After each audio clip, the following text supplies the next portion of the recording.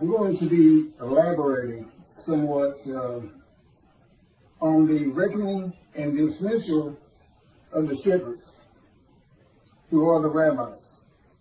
And I'm going to get into that, the definitions themselves, what this means, and in part why God has done this. One thing I want to make emphatically clear, since I hadn't heard one word from a rabbi, and I'm quite certain, as a group, maybe not all, as a group, they had no idea there'd be a reckoning and a dismissal by God. They would not enter the scroll of remembrance, which means they don't see God's heaven for the Jewish people, which is something you do not want to miss. Because they just talk about the Messianic era. All of a sudden, Moshiach protects the world. Everybody loves the Jew and exalts him in the world. The world speaking Hebrew. And the soul and citizens of mankind becomes to know God. Nations love nations. Things that simply cannot happen. And what do they leave out? How about God might hurl your glory to the ground or utter destruction if you don't recognize Elijah? You know, you're praying for Moshiach every day. One, you don't know you're about to get dismissed when it comes. And two, you completely ignore utter destruction if Elijah is not recognized. He clears the way for the building of the temple, which is God's purpose that might prosper. Don't build it, utter destruction will come someday. Build it, and you will never be defeated, dispersed again. Who should you be looking for? I mean, what does David do? He brings the reckoning and dismissal of the shepherds, the rabbis. That's what David does primarily. And with him comes God's grant of a covenant of friendship, which differs markedly, absolutely refutes a Messianic era. God says things like, there'll be a planting of renown when I come with Moshiach. You will no longer be the taunts of nations. That tells you one thing, the nations aren't exalted. You're just not being taunted. Why? God's in his temple again, and they're not quite sure if it's true or not. For the most part, that would be the majority. And of course, the covenant of friendship, well, that is the covenant of friendship. No longer dispersed. You will not be defeated, dispersed, the temple in your midst. The world will know God sanctifies Israel. That's what you get. You don't get perfection throughout the world. You don't get exalted throughout the world. If that's what God had intended, this is where he did written it. In the covenant of friendship. It absolutely refutes it. You got utter destruction. Malachi 3. You got your glory hurled to the ground. Your power. If you don't assist God in recognizing that, that's what it says. He's saying, you know, who is this coming from? Adament, Gentile lands, Christianity. Who's this? You know, the people's no listen to him, and he's not happy about it, and he says it, I think it's verse 3, could be put, he's stunned that he's not getting a response. Particularly, and I know why now, the mountain of evidence that has been presented to the Jewish people on these videos cannot be surpassed by any other man to come. I'm either him or he ain't coming. Which is it? God said he was coming. God's righteous servant. What was David? A servant who was righteous. Who was Elijah? Servant who was righteous. Who was Moses? Servant who was righteous. Who else? Who we missing? God's righteous servant. One description, 4 righteous servants. I am all 4 men. I just reposted it again. I have a verse-by-verse commentary solely showing how I and my life fits Isaiah 53 and explaining it. Explaining what he was wounded for our sins means. No man has ever been able to do that before me. Certainly not totally a sinner with his absurdity. An absolute absurdity. 6 million Jews died and then a lamb guilt offering. That's not even all of Israel. That's about 1/3 of Israel at the time. Nobody got long life. it looks like Hitler is the one who made the sacrifices. He didn't get long life. No one is made righteous because of it. It's an absurdity. Okay, he couldn't come close to interpreting the true meaning and the way to make this understandable. Isaiah 53 is in large part a snare. Okay, God knew the Gentiles were going to take your book one way or another. And he set them up. He set them up for the day of the Lord. And he set up the rabbis too. He knew you were going to be practicing the Messianic era. All of these are proof, as I straighten all this out, putting forth what he wants Judaism to be. This is what God wants Judaism to be. Not what Rambam wants it to be. He doesn't even want the entire world to be centered in love God. It's not what he wants. Primarily, God, what are you doing? What are you doing? I'm creating a new heaven, he says that first, and a new earth. What's new about the heaven you're creating? What changes? I want to have a new host of angels, the angels of Israel. And I want every Jewish, all of my children to go through the same thing they all had to go through. Anti-Semitism, racism, bigotry, having to survive on a planet that simply does not like them. That's what he's looking for. That's the angels of Israel. You got your own unique personality. 613 laws. Okay, about 200 of them were animal sacrifice, and that was done away with by his prophet. God said, I don't want your animals anymore. That Toby Isaiah thinks he wants a human being. You're not supposed to add to or take away anything from the Torah. And when you see you're about to do it, you better ask yourself, where am I wrong? Where am I wrong to add a human being, much less 6 million of them? And, let's go on Christian. It's what they do. Let's put a human being in an unblemished lamb and we'll be seen free. I don't know what you give the offering did to the Jewish people to become the righteous servant. No, the righteous servant is for the day of the Lord. He has to have a Moses, a representative. It could be an Elijah or a David. But he's got to have a man. Okay? I fit it to the T. My Isaiah 53 has been out there for over 2 years. And I get nothing. Don't tell me these people like Toby and Jews and Judaism haven't heard some rumblings. I can't say exactly what. God doesn't tell me things like that. He'll never tell me what another person's thinking. He won't tell me anything to happen in the future.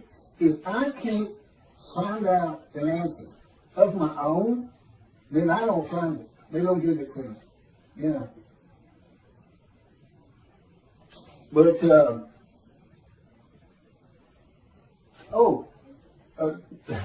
one of my first lessons, and this is for the rabbis who think God, this can't be, or he's not David. We're not reckoning with him dismissed. There's more pretend it's not there. Yeah, you're not going to heaven. Okay? There's every rabbi on the face of the earth. I would include religious leaders. Matter of fact, if I had my way, and I don't, I'd include the government because they're leaders. But let's get to this first. Because y'all don't know God like I know God. I've been looking for 13 years in the fire of refinement, punishment, chastisement, maltreatment, crushing, bruising, wounding. And it is constant and incessant. I will say this, I couldn't see it for about 5 years, but it has changed. I am such a different man today than I was. When this thing started, I was no more capable of handling the tasks that are before me, such as clearing the way for the building of the third temple, just talking in front of people. I was a lawyer, but I was a book lawyer. I didn't like talking in front of people. Matter of fact, I can't remember a time I ever had. I wasn't sociable. I was a loner. All that's different now with God in me. The Spirit of God, I'm in my spirit, and my spirit is in me. Guess what? God's in his spirit's in him. It's the same thing. And his spirit is an angel of his person. He made an angel, created an entity, a person, in existence, with emotions. For his body, he did not give him human form and wings. No. his body is the Spirit of God. So if God comes to you, or the angel of the Lord comes to you, you are, for that time, a man of divine name. Now, the man who wrestled with Jacob, God just saw son near Jacob, woke him up, told him, I'm the God of this land, Abraham, Isaac, and Jacob. I have something for you to do. And it's all to do with God. It's instant. You know who he is. There's no, who is this? There's none of that. You say, okay, let's go, I'm ready. What we doing? He's a man of divine image, but he was just one number. So he didn't even go through much of a fire refinement, if any. I mean, he had to wrestle all night. But God does this with all of his prophets. It's just a way of changing it. It's like, you know, he has to break our will. And he can't have me snapping at people. I was known as a fighter. And, you know, if you said something to me that I didn't like, I didn't respond verbally to you. I just hit you. I just laid into you, fight on. Nobody talks to me like that. That's who I was. And that's, God said, this was taking so long. You know, it's got, the last 3 years have been the worst out of 13. Going on 14 now. It's, you know, as he said, it just takes more to get the response out of you, the small change that I want out of you. And I'm saying, I'm ready. I am flat out ready. And what is the problem with your people? They don't know who you are. When you say utter destruction is coming, you're not fooling around. Here's what, you know, you kind of get one personality of God in the Hebrew Bible. You know, it's not far ranging. But what he showed me is based on the following. This is one of the first lessons he gave me. And anybody can look at this. I don't have my glasses on. I'll get through it the best I can. But this is the chapter that leads to the purchase of the Temple Mount. And it's 2 Samuel chapter 24, verse 1. The anger of the Lord arose. Okay, I gotta get my glasses. Bear with me.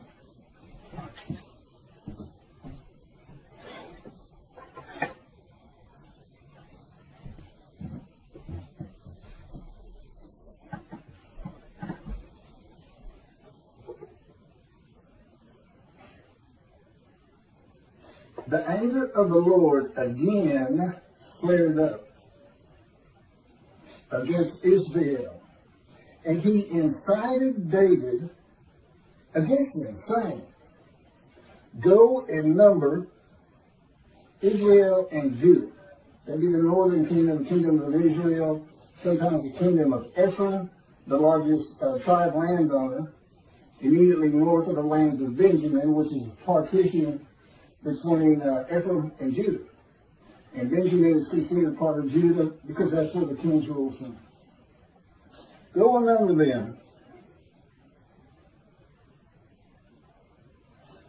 There's some problem in taking the census. I don't know what it is, but he incited David to do it, and then he put him into a 3-pronged test.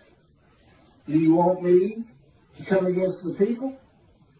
Do you want me to come against you? And one other one. And he said, let it be against the people, let no man take them. And God did. And he killed pestilence. And 70,000 had died almost immediately. Now, did God just go down and kill 70,000 Israelites? No. He takes the credit for it. He just makes him look, name himself, listen to everything I say. The pestilence was already there. God could see it. He knew it was coming. And he does this a lot. He says, I will come with utter destruction. No, his creation is going to utterly destroy Israel. I would suggest, he won't tell me, I would suggest we're talking nuclear bombs in Iran right now. Someday. And they'll do it. They will do it if they get it. In any event, that's how.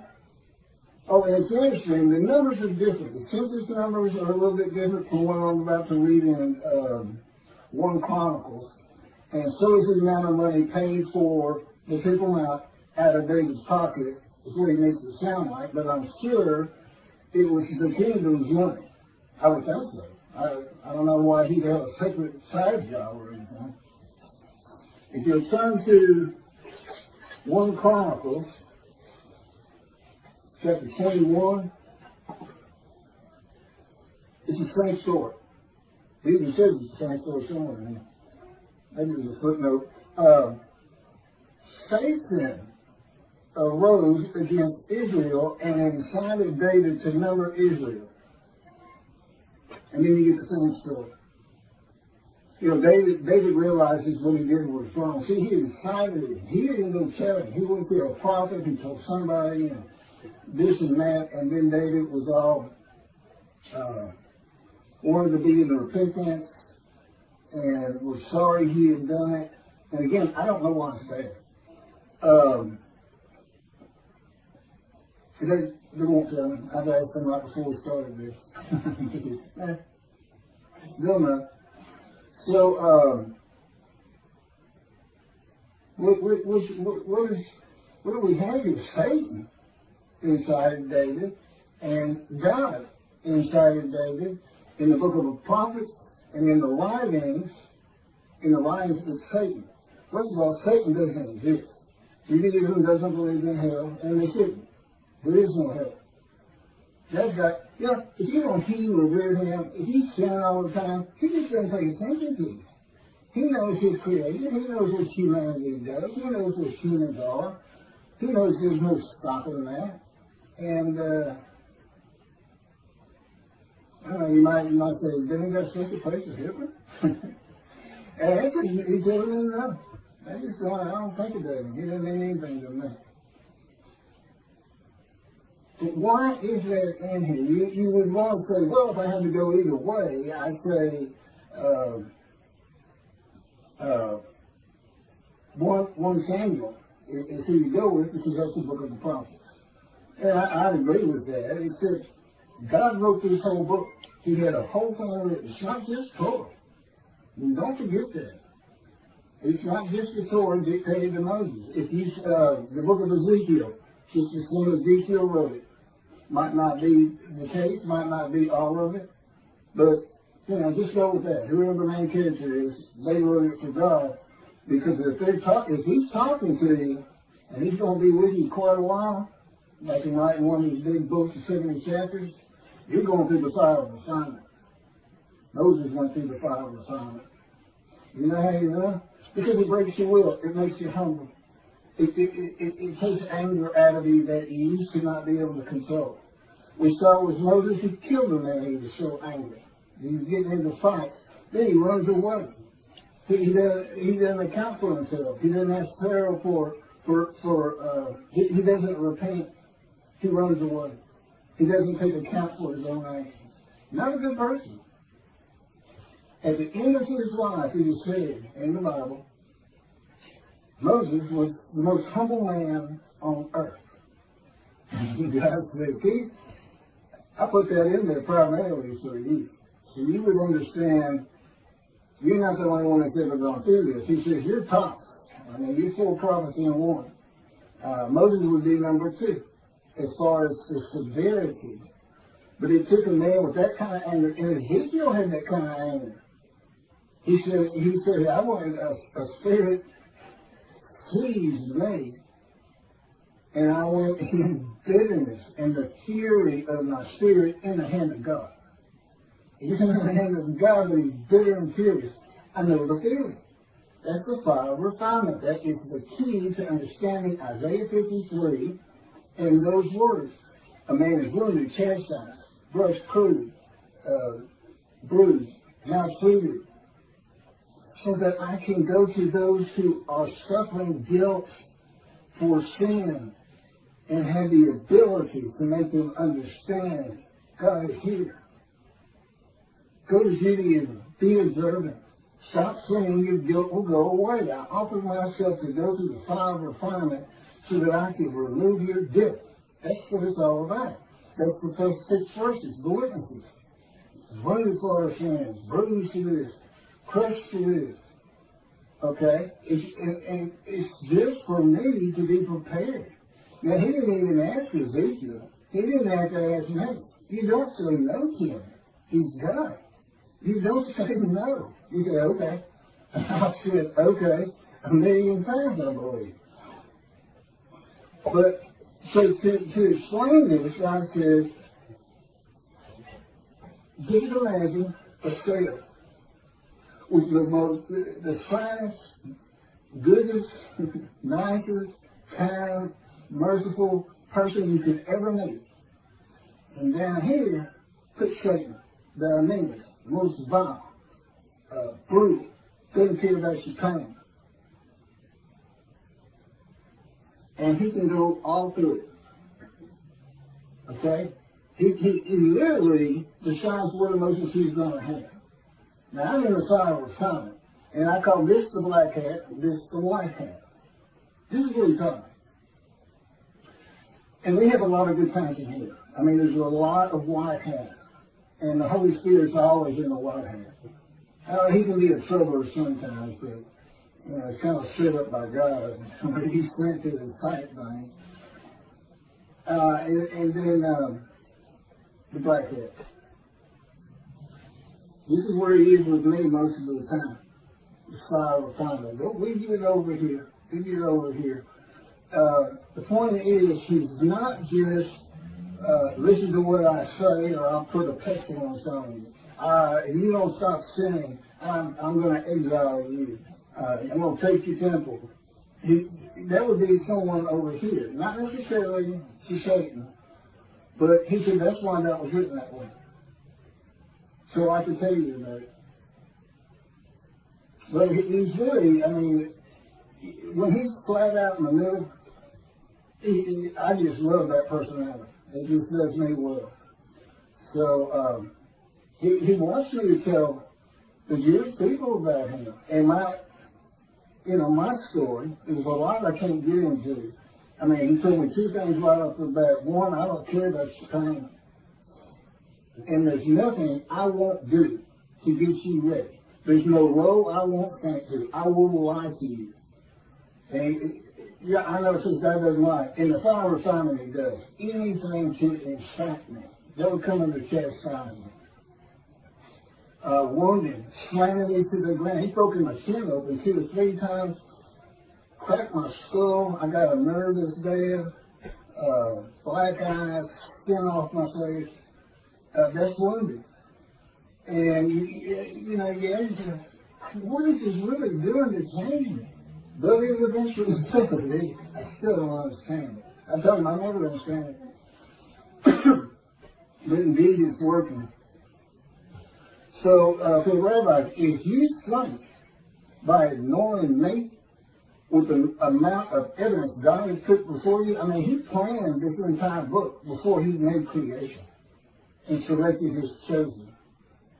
The entirety of it. That's why you only see the angel of his presence and Holy Spirit one time. Judaism says Holy Spirit's not a person. There's plenty of evidence in the scripture that he is, and I can tell you personally he is. And he's a great little person too.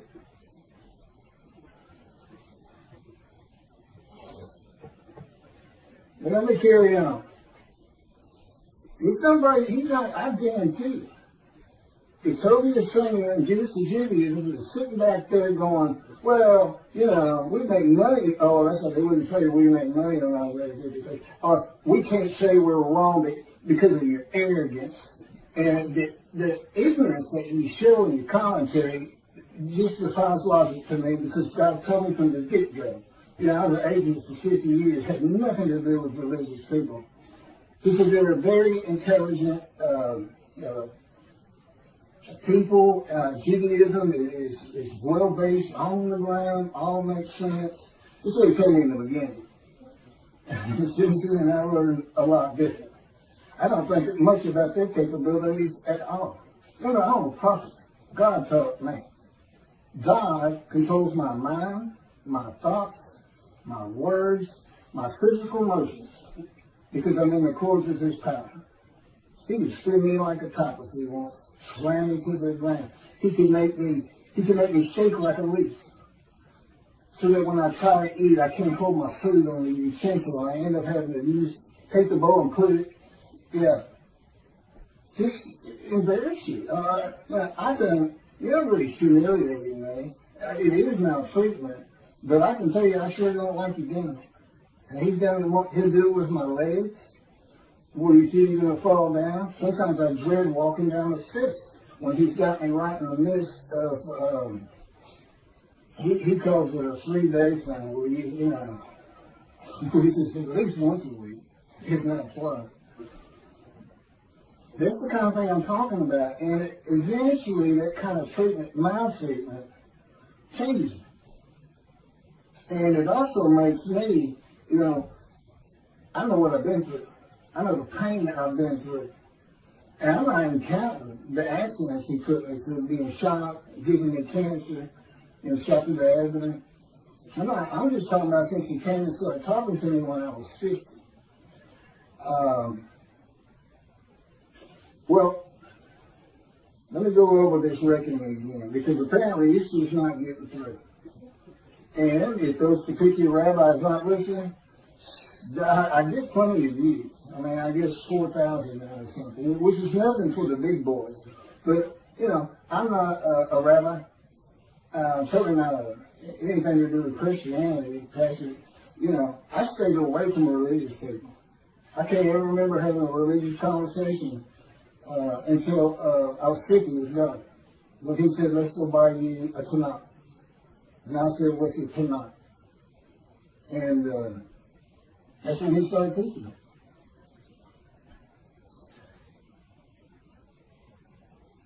First said, apparently this, I don't know the answer to this. I'd love to hear it. Why don't you know about this?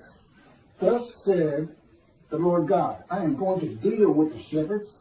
I will demand a reckoning of them for my flock, and I will dismiss them from tending the flock. Then I will appoint a single shepherd over them to tend them. He shall be a shepherd to them. I, the Lord, will be their God. My servant David shall be a ruler among them, not a king ruling over them, among them.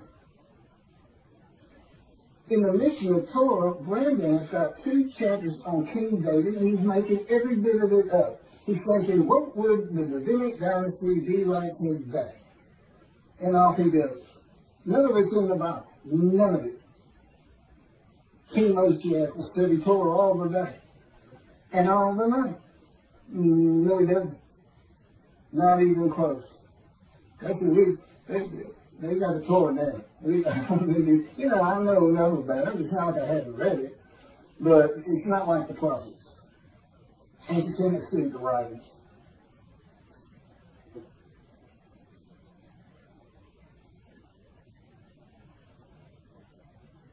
My servant David, he shall tend them. He shall be a shepherd to them. I, the Lord, will be their God, and my servant David shall be a ruler among them. I, the Lord, have spoken, and I will grant them a covenant of friendship. Again, it is so far removed from the Messianic era. Why don't the rabbis recognize that? You won't be the consummation, you won't be defeated and dispersed again. His sanctuary amongst you, the world will know he sanctifies Israel, a planting of renown. That's it. That's what happens when Moshiach comes. You tell my citizen. If it looks like I get a little hot about this, God controls my emotions too.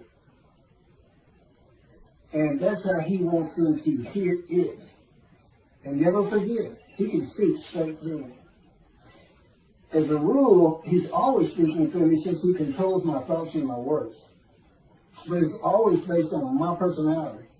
He can change that. He can change that. But if you're not a believer in a man divine being, it doesn't help. You just simply putting on an act. I had conversations with him where I'm looking into a mirror, okay? And when you're talking to people,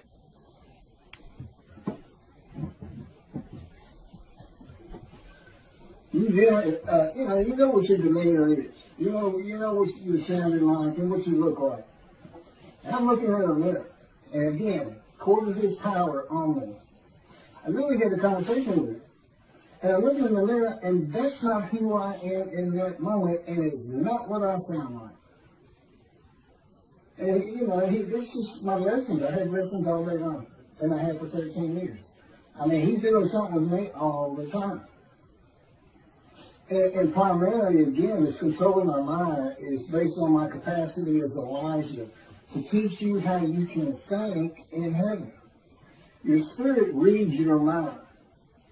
Okay, your mind takes in, your mind gets electrical impulses, little chemicals, different tissue, and it takes in what eyes can take in and what ears can take in. Your person is the spirit in you. Spirit and soul. And together, spirit and soul form a person. The soul's kind of like the DNA of who you're going to be. In heaven, you don't have that mind. God becomes the information of your mind. And He can do it for everybody in heaven. That's why He said, before you pray, I will answer. Just because He's the one having you think, I'm going to pray. And you won't remember the things of the past. That's a whole other discussion. But I have all that information because I'm Elijah. He's a reader. He took him up specifically and nobody else and sent him back. It's a perfect proof of who I am outside the fact I fit every verse of Isaiah 53. Outside the fact I'm the only man who's ever been able to explain Isaiah 53. The fact that despite your greatest minds, Judy's your Judaism, Toby your Sanger, and everybody else who makes commentary on it, have never been able to figure it out. You can't figure it out if you're not the righteous servant. And I couldn't see, I read it the first time, I said, what is it? I said, who do you think that is? I said, I have no idea.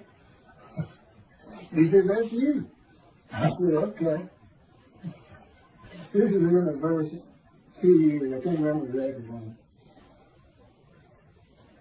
Okay, now these words are used. My servant David shall be king over them. Be one shepherd for them all. King, prince, shepherd means leader. That's what it means. I want to get into that.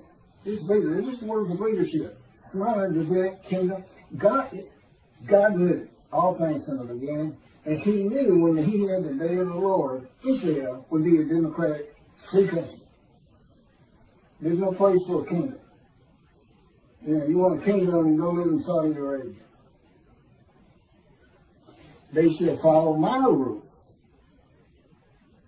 and faithfully obey my laws. Thus they shall remain in the land which I gave to my servant Jacob, and in which your fathers dwelt. They and their children and their children's children shall dwell there forever, with my servant David as their prince for all time. That would be the line of David. Through Solomon. Solomon had the same covenant with God. And the first people to read this are in antiquity. They understood king and prince. And back then, I can't fault Rambam too much, but today we know better because it's a democratic country. It's just not Middle East, I guess, you got the most kings and kingdoms anywhere in the world, but anyway, God knew. He knew Rome was going to destroy the second temple. The dispersal would occur. The diaspora began, which is away from the promised land. And He knew they weren't going to come back of their own, but that, and He didn't cause it, despite what Toby the Sinner said, but that the world would drive them back one day. He knew it was going to be ugly. But, and He said, why didn't you come help? Why didn't you come back?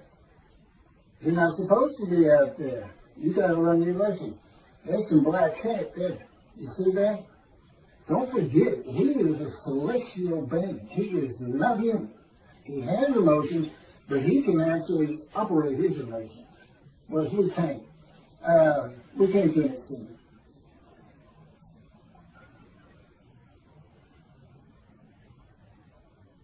Okay, in today's world, with so many synagogues and people in Israel, the best interpretation of this dismissal is that they will be a leader of God's flock to tend them and be a ruler among them.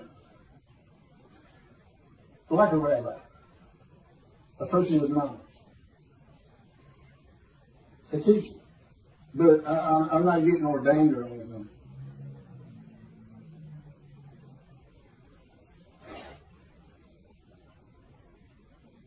Okay, reckoning. This is what reckoning means. It's the avenging or punishing of past mistakes or misdeeds. Teaching Messianic era. I mean, you just not putting your thinking hat on. That was for antiquity, Middle Ages. But this, resurrections of the dead, the 13th fundamental principle of Judaism by Rambam. We believe in the resurrection of the dead. Do you really? Do you really? Are you telling the truth in that prayer? We've gone through the age of medicine, science, knowledge. We know you cannot resurrect a human being from dust. They have to be conceived and born, period. And there's never been a virgin. That was great. You should hear about how he tears that apart. That woman with child, Isaiah's concubine, he's married to the prophetess, and this child, Emmanuel, doesn't learn right from wrong until he's 9 years old. My question is, why isn't he Jesus? If his mother is a virgin, why isn't he Jesus? I'm going to put it to you. I'm going to be the greatest end-time missionary of all time, particularly, though, because eventually the many and the multitude are going to be telling the world who can believe all reports. That's him. To his arm of the Lord been revealed on. That's him. He knows too much.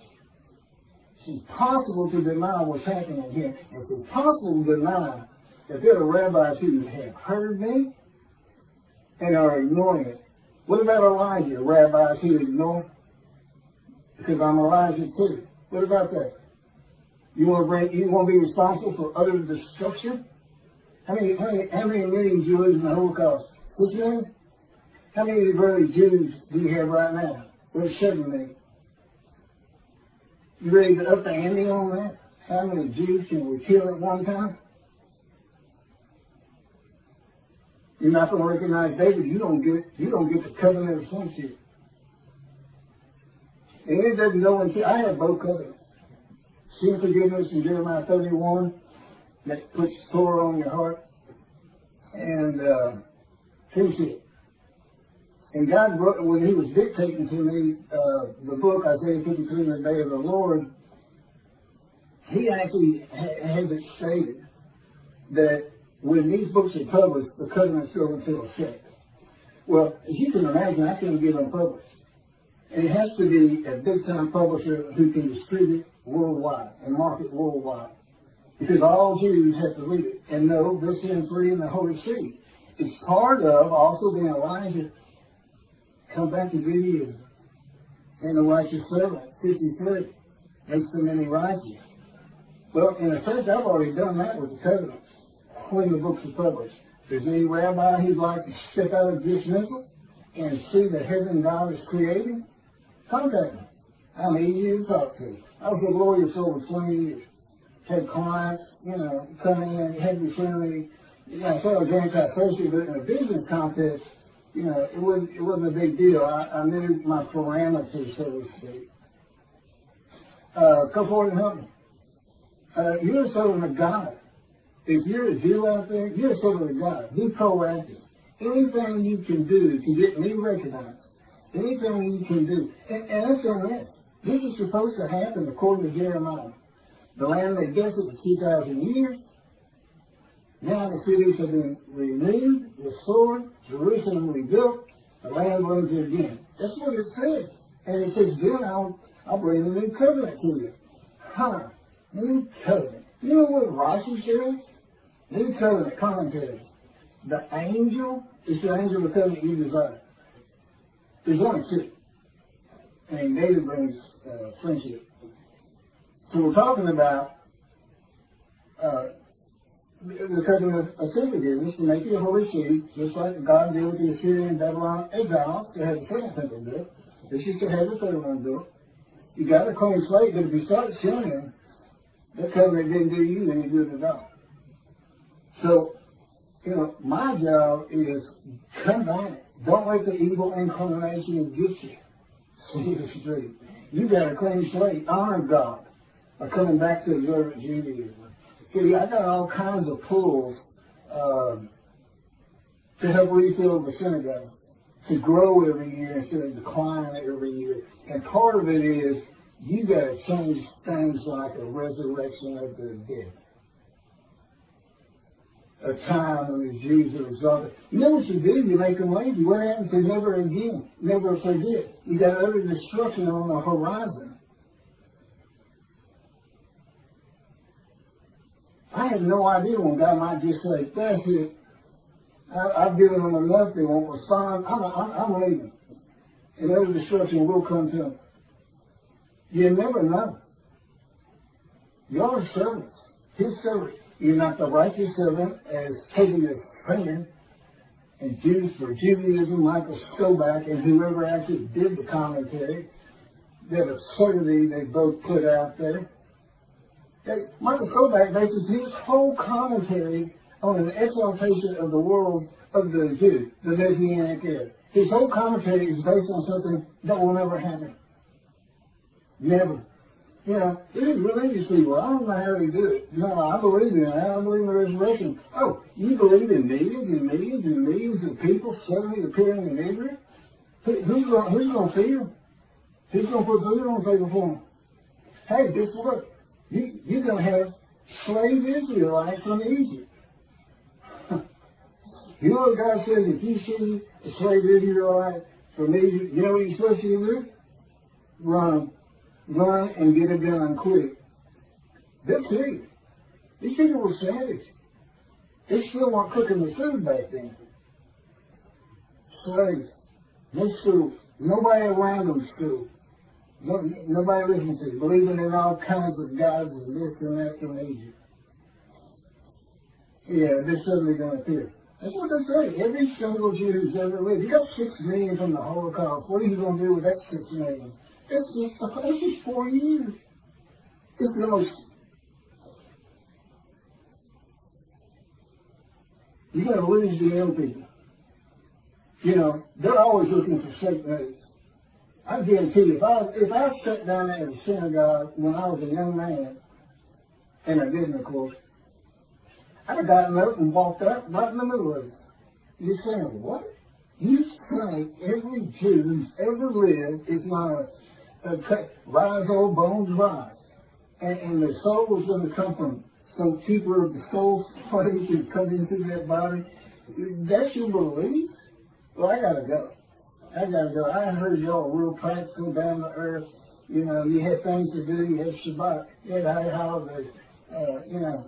Mysteries. But I'm not listening to garbage, okay? I'm a man of reason and intelligence. The people in antiquity and Middle Age weren't. And all those things that you come up with, swords into plowshares, that was for a time gone by. Man will always be at war, period. And most of that, no man can follow Israel. Just follow Torah. Good luck. Only about 30% of them are even observant. It's secular. God wants that straightened out. He wants a practical religion for the chosen. And he wants the world to hear about it. And it helps me take the wrath of God to Christianity. Lift me up. I'm the man of Isaiah 53. And where does that come from? Chapter 51. I'm going to take my bowl of wrath, my cup of reeling, and I'm going to take it from you, my people, and I'm going to pass it to those who told you to get down on the ground and walked all over you, walked all over your back, something like that. Okay, what happens next? 52 comes up. That's where the righteous servant of Isaiah 53. That's where the description starts. 13 through 15, and then all of 53. Do you see the connection there? Wrath coming. Now, how does that match up with Moshiach coming? And a Messianic era occurs. And there's a resurrection of the dead, which is a proof of who I am. What's God's vengeance? Where's the doom upon a nation in Psalms 149, in Psalm 149, ending in 150, with an exaltation of the Lord, which you can think of as, we're building another temple again. And by the way, it doesn't have to be on the Temple Mount. It's got to be on Mount Zion. Two things. One, it's not big enough for what God wants. He'll give me the plans when necessary. It's kind of like, getting plans for the chimneys or, anything. He'll give it to me. I give it to the right people. But they got to recognize who I am. You believe in the Messianic era, but you rabbis, God's got a force your hand. That's what this is about. He's forcing your hand. And he's putting the destruction of Israel on your shoulders. And I'm not going to stop talking about it.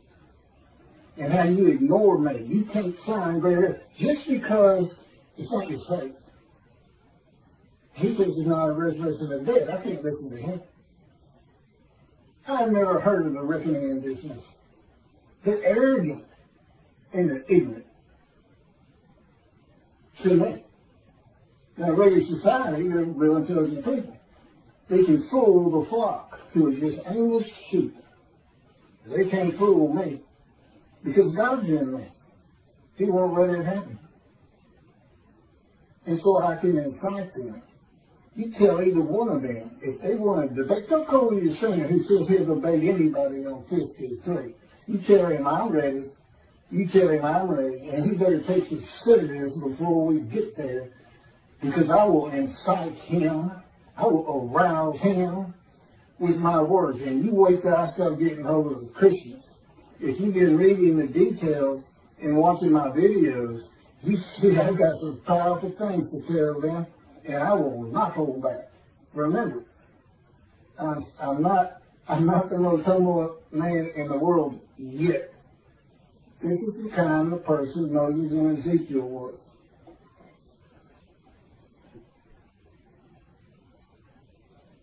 Reckoning, the avenging or punishing of past mistakes in this city. It's not just the Messianic era.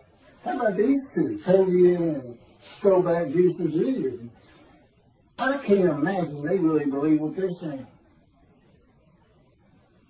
They probably had to work and work. How can I explain this part? Tobia's language, it just scares me because in the beginning, I really thought so highly of it. Years and years ago when God started teaching me, I was listening to the radio show, and I was learning things from him. He's got a lot of knowledge, but his capability of reasoning is at the level of antiquity, where there was no reason. Everybody lived on emotion because you learn how to reason in school. Maybe you just went to a yeshiva and didn't have to figure out math and other things that teach you. You don't use it, but it teaches you to reason. Okay, I got to get off this thing.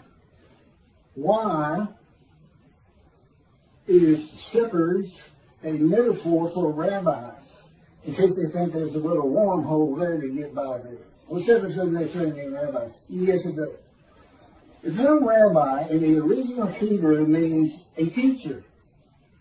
In pursuing that calling, individuals have responded to the various needs of their Jewish community. In addition to the literal meaning of the word rabbi, Jewish tradition views the three Hebrew letters of that word to represent an acronym. The abbreviation translates to shepherd of the children of Israel.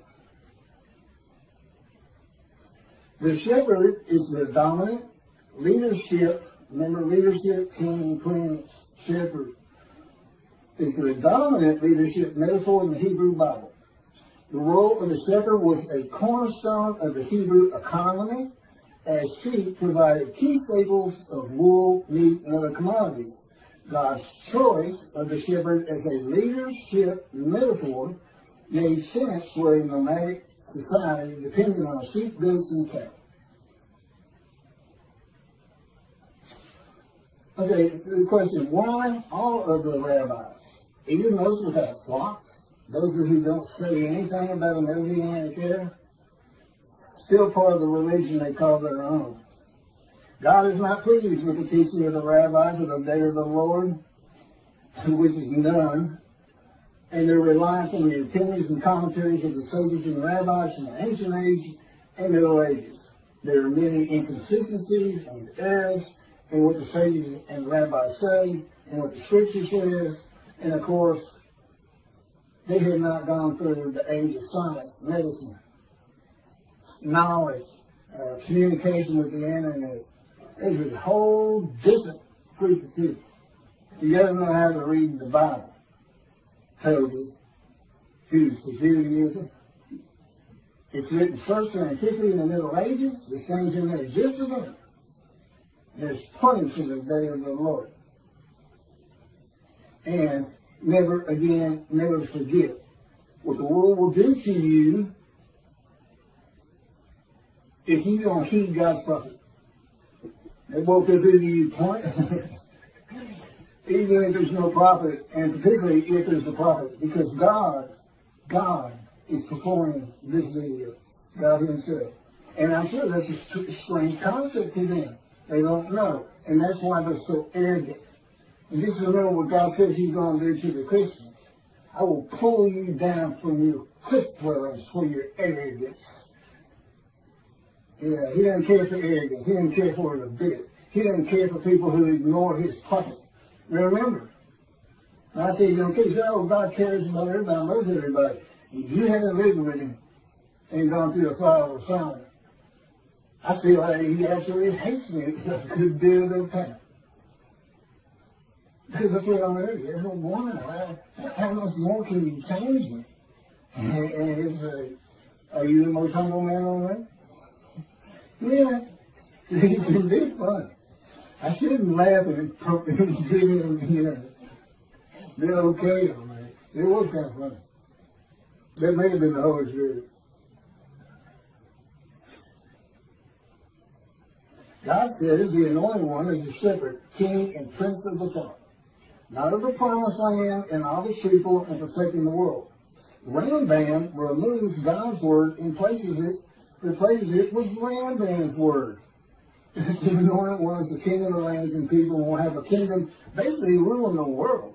That's what it sounds like.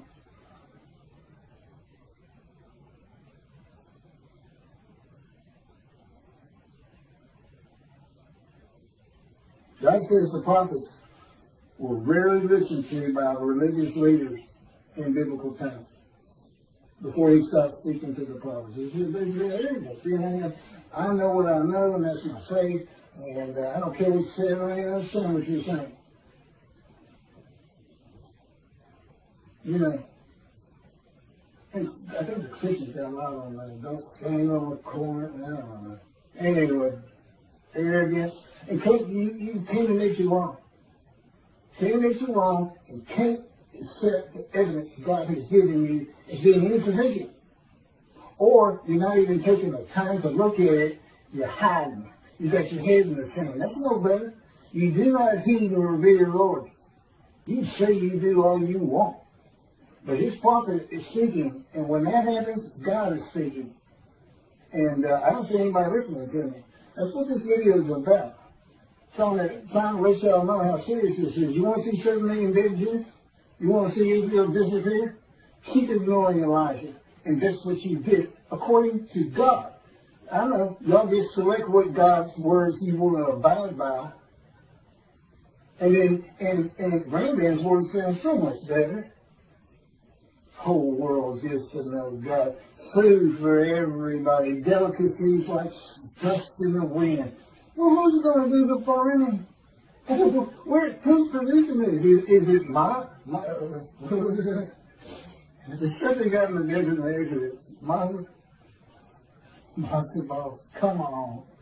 Again, they control my mouth. I couldn't embarrass me. Really makes me laugh.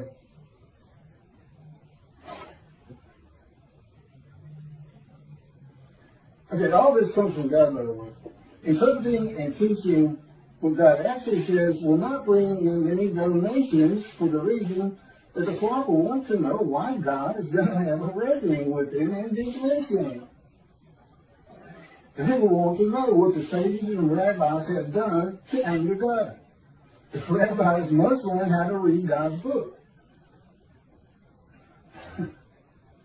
The Hebrew Bible. The two books he dictated to me explain what all that means. They must be read and taught to remove the dismissal. And if you're not a leader, if you're just an observant Jew, you go to synagogue and all this and everything, tell everybody you know. You're a servant of God. And his words come from me. This is when it's supposed to happen, unlike Jesus. He prophesied 5 times when he was coming back, and every one of them was false and fake. He didn't come back. He's gone. He's a myth anyway. He doesn't exist. If you see a Christian and they want to ask you what you think about Jesus, tell them he's a myth. Don't tell them, oh, he was fine. I hear this all the time. He was a fine Jewish, learned man, but I don't believe that he died for my sins. No, don't do that. He's a myth. He's not real. God has an excellent argument on that is put together in the book, and it's also on videos. It has to do with the sins of the deceased folks.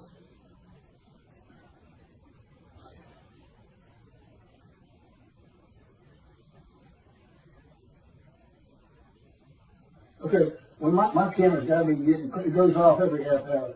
I'm going to just keep reading as fast as I can. I don't think I'm going to be able, but I'm not, that'll be the end of this video, which will be about an hour long. God has never changed the will of men or how they think of him and the Jewish people any time. Any exaltation the Jewish people receive from the world will come through the efforts of God's righteous servant. That's me.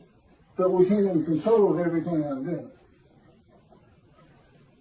As directed and commanded by God as he did with Moses.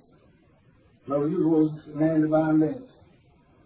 I am God's servant David, the only shepherd of the flock God recognizes, and my unwritten purpose. We know what the written ones are. Let's see what Elijah's clearing away, recounting families back with Judaism, God's righteous servant, making the man righteous.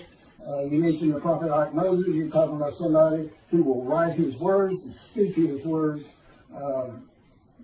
Nobody's in bondage today, and that's the other thing he did. Elijah, asked him about heaven.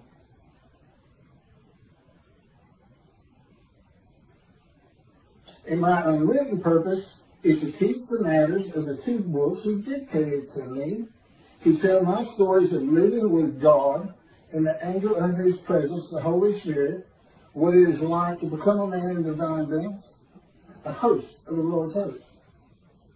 It would be unwritten purpose, and I'm sure he's got plenty of others. The rabbi told him to heed me, I hadn't heard a peep out of him. Here's a man declaring he's Elijah. Utter destruction comes if they don't recognize me, and they don't want to speak to me. They don't want to get through books and read them. I know Toby has for the most part, because nobody from Israel does. I'd be too embarrassed. And in his arrogance, in his popularity and stardom, he's not even checking that out. Total disregard for utter destruction and death. As today, 7 million Israeli Jews. Utter destruction. It doesn't mean he's running through. Yeah, some might get out. Good luck making it over to Europe. If they're going to nuke you, they're going to have you surrounded at the same time. It's about time they read God's book. It's scripture. It's not canonized. It may be one day. But it's scriptures divinely received, verbally given to me. Keep good your computer. Write this down.